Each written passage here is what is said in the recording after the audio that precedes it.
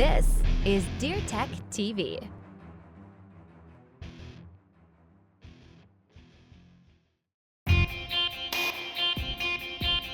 As hunters, we put a lot of time and preparation into our hunts. We practice with our bows, our rifles. We make sure our scent is eliminated properly. And some of us even make sure our camera setups are good to go. But how much thought are we putting into what happens after the hunt? That's right, I'm talking about our knives. Having a sharp knife is essential for some headache-free game processing. Today, we're looking at one of the award-winning processing knives from Outdoor Edge. Welcome to DeerTech TV. Today I want to talk about one of the crucial things everybody needs in their pack, or as a hunter, one of the things that you must take in the field, and that is a good knife. You know, one of my favorite here is the Razor Blaze by Outdoor Edge. What's really cool about it, it's one of the knives that has a replaceable blades. What I like about it, it's big enough that you can actually get out a deer, or you can use it for skinning. But where it really comes into effectiveness in my mind is if you're caping out that animal, because you really want a sharp knife and you just want to make small cuts as you're going around those antler burrs. And this is it. When the blade gets dull, literally all you have to do is just got a little button on the side, you push the button, it pops right back out. Grab a new blade. When you buy the knife, it comes with, I think it is 5 different blades. And then all you do is grab the new one, you slide it back in, push the button again, locks it in place. The beauty of this knife as well is the containment system is long, and it really holds the majority of that replaceable blade. What that does is adds a lot of strength to the blade. The other beauty of it is these blades are actually fairly thick, so what I do is I resharpen them, because a lot of times when they become dull, it's just because I rolled the edge over, and all you have to do is roll that edge back to make it straight, and now you got a new blade. So I just put the blade back in. Once it's dull, I sharpen it, put it back in the pack, always have a sharp one in my knife, and I'm ready to roll. No matter if I'm caping out an animal, if I'm gutting out an animal, or if I'm just cutting off old straps off a tree stand, I always have my knife in my pack. Don't go away. Coming up next, our Maverick blind is out for delivery, and Brad is ready to tackle the setup. You're watching DeerTech TV.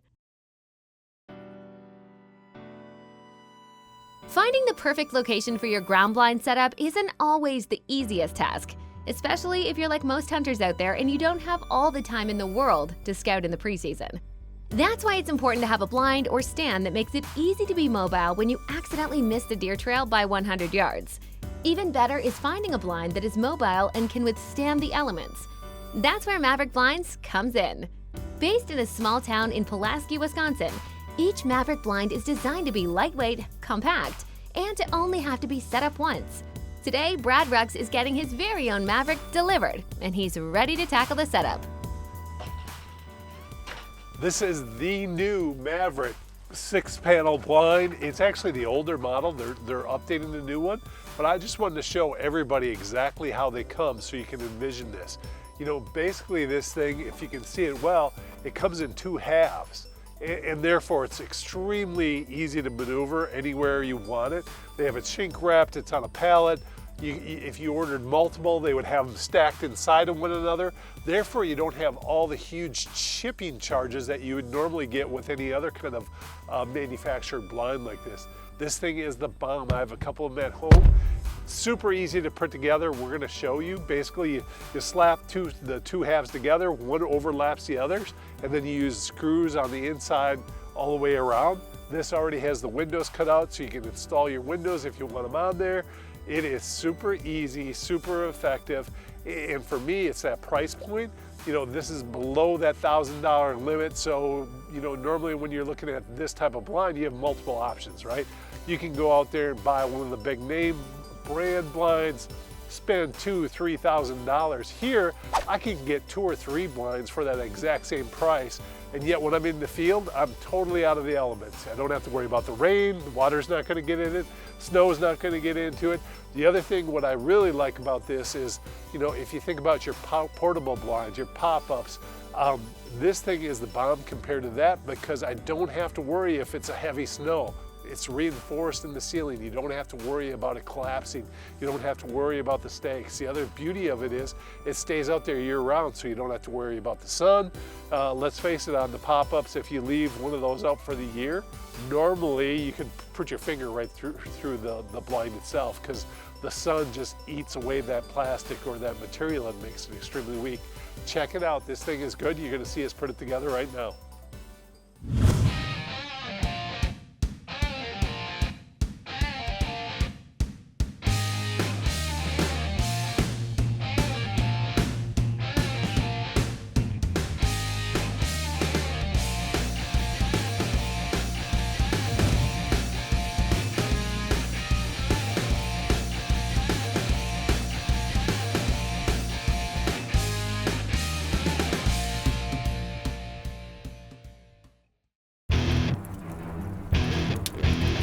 You're watching DeerTech TV.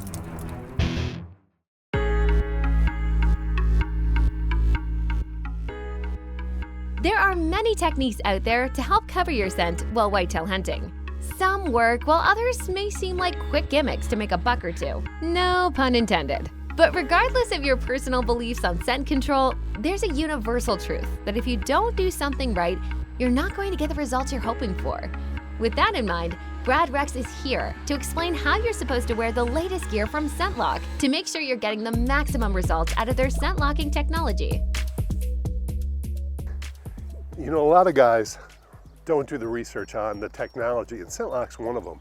You just saw me with a full head net on. A lot of people don't like wearing them. But if you don't wear the outfit correct, it's not going to be useful. More scent comes out of a person's head than any other place on their body. So by without covering your head, you're letting so much scent escape that animal's still going to smell you.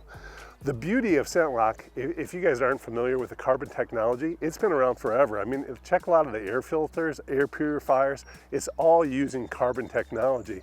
And what that does is the carbon, the molecule, literally absorbs scent. It attracts the scent and it holds it and captures it. And then once it's warmed up or heated in a high temperature dryer, it literally releases those molecules again and it can be used over and over. Yes, it does have a shelf life, but if you only wash your clothing 3 to 4 times a season, you'll get more than the lifetime. You'll probably wear out the clothes. The other thing that I really like about ScentLok, back in the old days, literally it was just a liner and the carbon was on the outside. You could actually feel it. Now it's all the technology. It's all inside the layers. You don't feel anything. The clothing, this is a new Savannah series, which is extremely lightweight. We're just wearing it down in Texas. Phenomenal, phenomenal clothes. The technology of this clothing is unbelievable. The pockets are all perfectly placed. You have a spot for your cell phone. When you're in a tree stand, the knees are articulated so they don't bind up. You don't feel it. You have access to your pockets in 2 different ways. It is a great outfit. Does it totally eliminate your scent? No. And honestly, I don't think much can. But if a whitetail does smell you, they're going to have 3 reactions. 1, they're going to smell you, lift up their head, and just continue walking right through because they don't really identify it as a human, or they do as a human, but it's like I smelled like I was there last week. Second reaction, they're going to just smell and kind of look around for a while and probably still continue on. Third reaction, and this one happens as well, sometimes they'll smell it and just end up like, I don't really like it, but they're not spooked. They don't give that blow, they're not alarmed, they just turn around and go the other way. And honestly, sometimes it's just that sixth sense of an animal. Check out ScentLok at scentlok.com. They got a full line of clothing, everything from extremely lightweight to heavyweight clothes and in between. They have a great product and I believe in it. Trivia time! What state is known for having multiple Boone and Crockett class deer killed each year? It has over 40,000 miles of waterways and has been the home of 8 U.S. presidents. What's that? Oh, I lost you after Boone and Crockett class deer. Figures. Okay, fine. It's Ohio.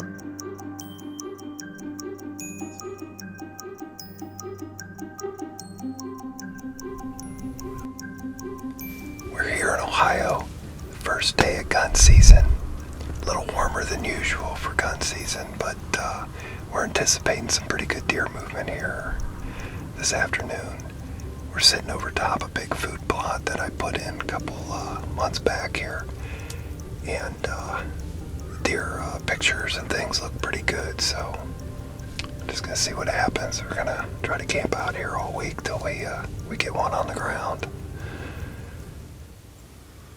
Rick, big buck. Oh man. Oh, it's that big 9. He's got a doe out there. Yep, we're gonna try to shoot him.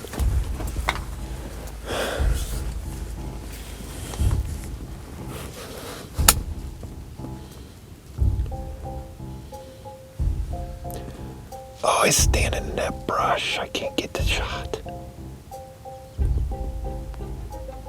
Oh, there he goes. Wait. Oh, there's just too much brush. I don't like it. Yeah, I just don't want to chance it. Oh, there he goes.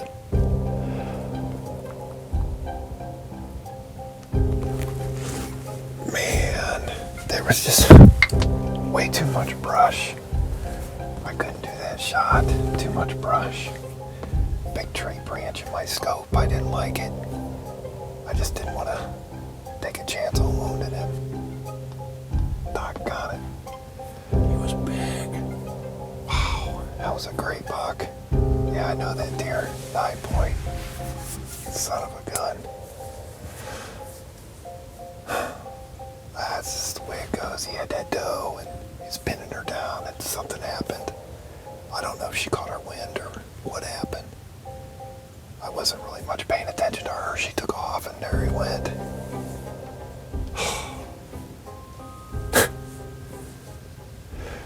Oh well, that's why they call it hunting, I guess.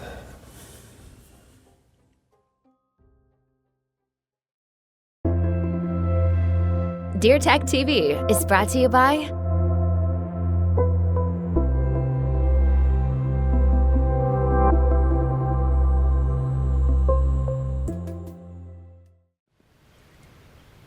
Oh, there he goes. Wait.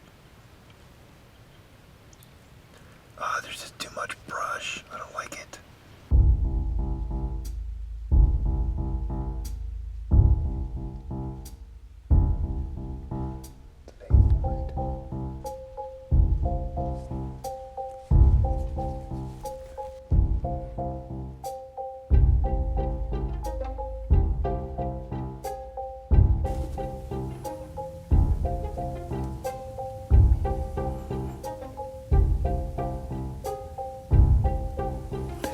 That's an 11 point.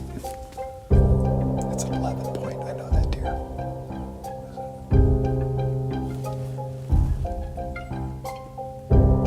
It's busted. Look at these 2 bucks. What are they doing?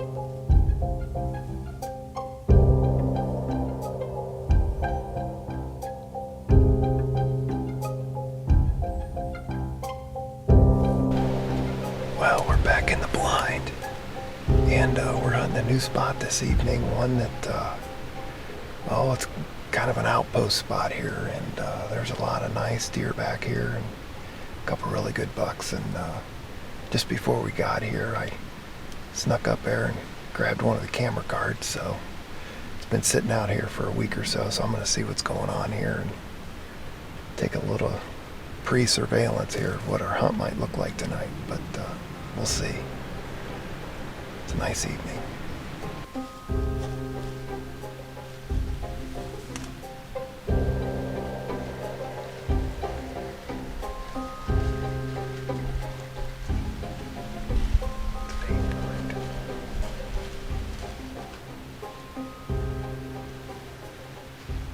There's some bucks coming down. They were a long way beat. Shoot it. Glove.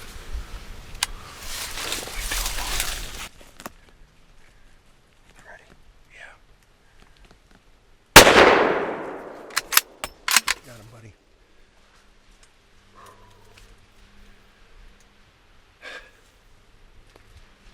Good job. You think we got him? Smoked him. You think so? Smoked him. Man, I hope so. That's the one I wanted. That was him, man. Big old burly 8-point. I'm so excited right now to get up there and go see him. We still got a little bit of light, so we're gonna get up there and go. No reason to mess around. Oh man, there he is. Look at this guy. Holy crap. Oh, what a beauty. I can't believe I'm laying my hands on him. Oh, this was a deer that we were after. I told Rick I wanted to shoot him. Here we are. I got my hands on him. I got sheds from him 2 years ago, sheds from him last year. I know this deer. Oh, this is what managing deer is all about for me. I love it. I couldn't be happier. This was the deer I set out for, and we did it. Greatest feeling in the world.